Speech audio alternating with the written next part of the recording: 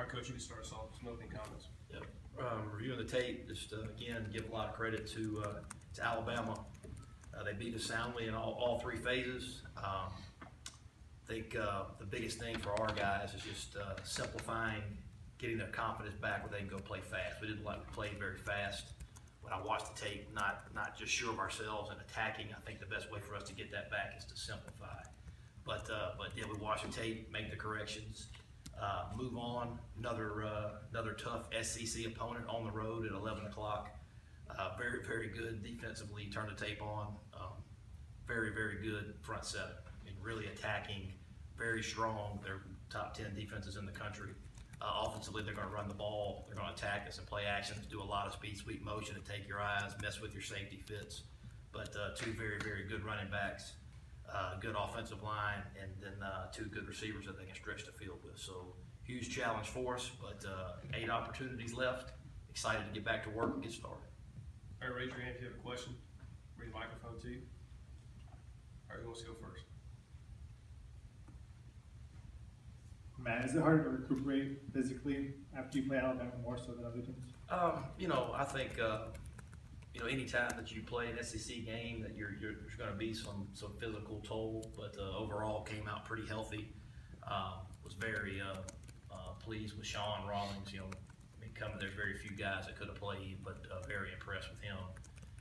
But he is sore, so he'll probably be limited on Tuesday and then practice Wednesday. Dawson Knox, same thing. Defensively, Kadir Shepard has a little bit of an ankle injury, may be limited, but I think he'll play.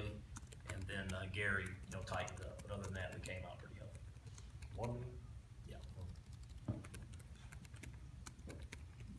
Man, it looked like when we send guys, especially the backs in motion, they just brought blitz every time. Is that what you saw? Yeah, so on third down, that was some of the pressure in our empty protection, and that they did a nice job with that. And empty, they were able to bring an extra guy one more than we could handle. So they did a nice job of that pressure. Give them credit.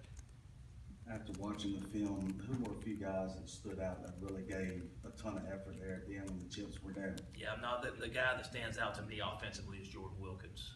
Man, he was a warrior on Saturday. He ran hard. He broke tackles.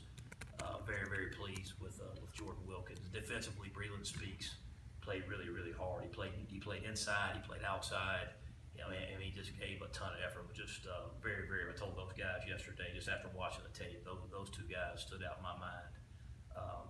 From start to finish, they gave great effort.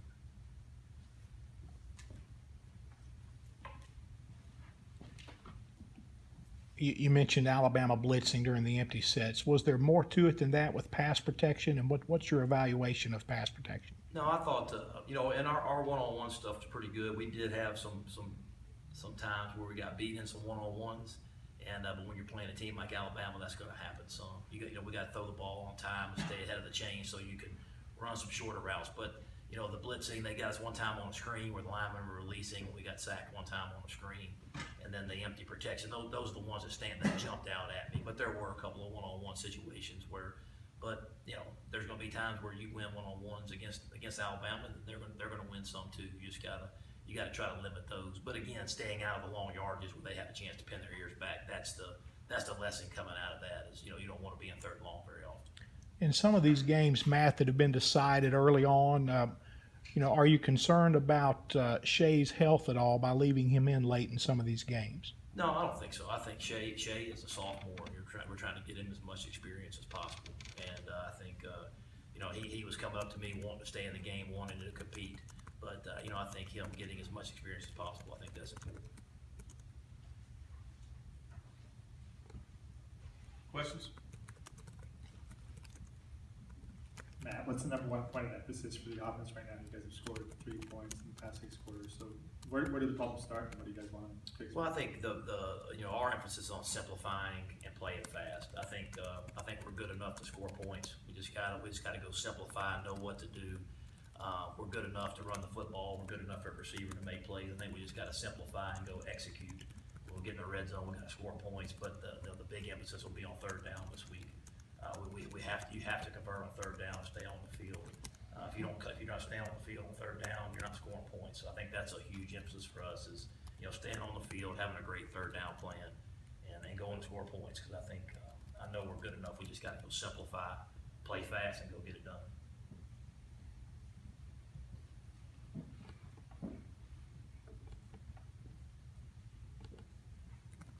Looking ahead to Auburn, they're a very stout defensive team. How do you look to find offensive success? Well, I think every week you're going to play a good defensive opponent, but obviously Auburn presents a lot of challenges. They're very long in the secondary, so that that they can cover your receivers, and they can get pressure on the quarterback. So I think we got to play fast. We got to simplify where Shea knows exactly where to go with the football. Stay out of long yard situations. It's the same recipe. Play fast, be simple, know exactly what you're doing, and just go attack them. Not play on your heels, but get them on their heels by attacking. I think that's the most important thing that we need to do. I've kind of felt Saturday we were on our heels. We need to be the ones that are attacking. That's why they call it offense. We need to be the ones that are attacking, and that's what we got to get back to this week. In your opinion, is all the off-the-field distractions just kind of leaked over to the players, or was it just Bama was that much better, or a little bit of both?